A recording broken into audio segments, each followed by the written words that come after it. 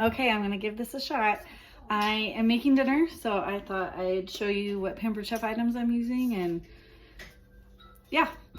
So I've got my brand new, just got it from my kit, Brilliance pan, and it's the 12-inch. And then I've got the handy dandy little spoon holder. I'm not quite sure what it's called right now. I'm that new. And I am going to brown some meat. I'm going to use my mix and chop. I will tell you, so I've got two different Pampered Chef items that my family likes to use when we brown meat. And it just depends on who's browning the meat, which one gets used.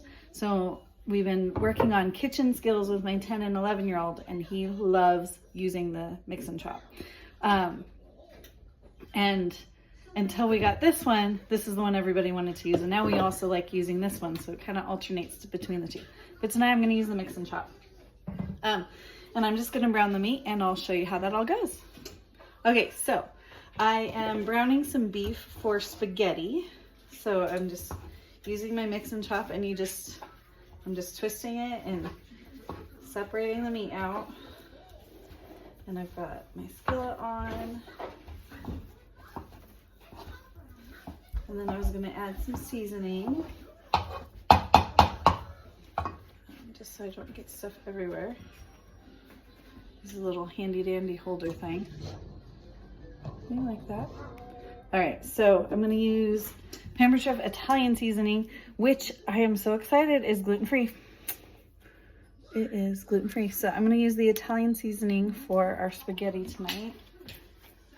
And I'm just going to apply it pretty generously. I also, one of the things I do when I'm making spaghetti is I get my pot boiling and I add the seasoning to it that I have the meat in it. And then because I use gluten-free noodles, I also use some extra virgin olive oil in it to help make sure the noodles don't stick together too much. So that's kind of one of my gluten-free tips and tricks. And I have a child that's trying to get my attention, so just a minute. Okay, and then my other gluten-free thing, this is my favorite brand of noodles, gluten-free noodles. So it's the Barilla brand, and just make sure it says gluten-free. One of the things I really like is that it's a corn flour, rice flour blend. It's not, everybody has their own preference, but these are the brand of noodles that I prefer. And like I said, my tip and trick is to add a little bit of olive oil and the seasoning to the pot so everything tastes all yummy inside. So I'm going to keep using my mix and chop and my 12-inch Brilliance pan. And yes, I'm dropping all the things with my Italian seasoning. And I am going to finish making dinner.